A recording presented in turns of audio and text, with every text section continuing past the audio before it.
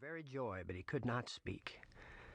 So this was how Panhandle Smith received the stimulus that set the current of his life in one strong channel.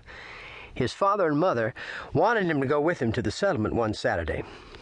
They were taking the wagon in for winter supplies. Pan's yearning for adventure almost persuaded him, but he preferred to stay with Curly. His mother demurred, but his father said he might remain at home. "Pan, you can ride over to Uncle George's with some things," he said, "but be careful not to get caught in a storm." Pan never needed an excuse to ride fast, but now he had one that justified him. The 2 miles would not take long. He would have to hurry back, for indeed it looked as if a storm was sweeping down from the Black Peaks. Once across the swale, he put his pony to a gallop and soon reached Uncle George's homestead. No one at home.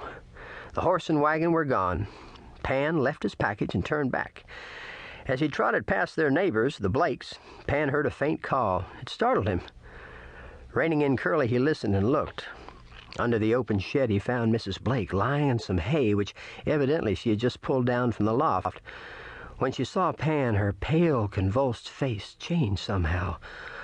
"Oh, thank God," she cried. "Are you hurted?" asked Pan in a hurried sympathy. "Did you fall out of the haymow?" "No, but I'm in terrible pain." "Oh, you're sick." "Yes, and I'm alone. Will you please go for your mother?"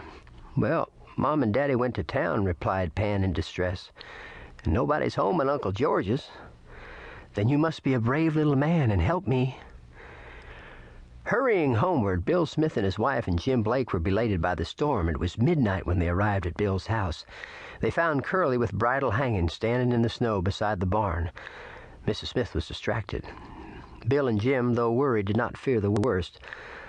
But with lanterns, they set out upon the tracks Curly had left in the snow. Bill's wife would not remain behind. Soon they arrived at Blake's homestead, though the pony tracks became difficult to follow, and found Pan wide awake, huddled beside a cow, true to the trust that had been given him.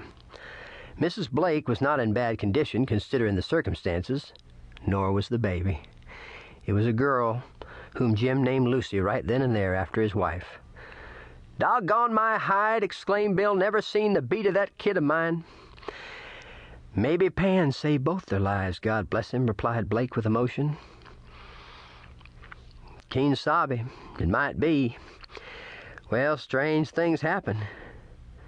Jim, that kid of mine was born right out in a plowed field, and here comes your kid born in a cowshed on the hay." "It is strange," mused Blake, "though we ought to look for such happenings out in this great West." "Well, Pan and Lucy couldn't have a better birthright. It ought to settle them 2 kids for life." "You mean grow up and marry someday? Now that would be fine." "Shake on it, Bill." Every Sunday that summer, the Smiths visited at the homestead of the Blakes. Pan never missed one of these Sunday visits, and the time came when he rode over on his own account. Lucy was the most satisfactory cowgirl in all the world. When Pan started school, Dick Hardman came again into Pan's life. Fatefully, inevitably, as if the future had settled something inscrutable and sinister, and childhood days, school days, days of youth and manhood had been inextricably planned before they were born. Dick was in a higher grade and made the fact known to Pan. He called Pan the little skunk tamer, and incited the other boys to ridicule. So the buried resentment in Pan's depths smoldered and burst into blaze again, and found fuel to burn it into hate. Another uncle had moved into the country to take up a homestead. Pan now had a second place to ride to, further away over a wider bit of range, and much to his liking. He saw cowboys every time he rode there. One day, while Pan was at this new uncle's, a dreadful thing happened, his first real tragedy. Some cowboy left the slide door of the granary open. Curly got in there at the wheat. Before it became known, he ate enormously and then drank copiously.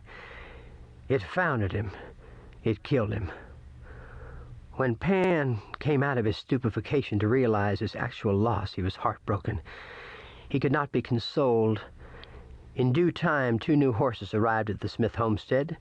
Their names were Pilter and Pildarlick, and soon they filled the void in Pan's heart. The first time he rode Pildarlick to school marked another red-letter day in the life of Panhandle Smith, cowboy.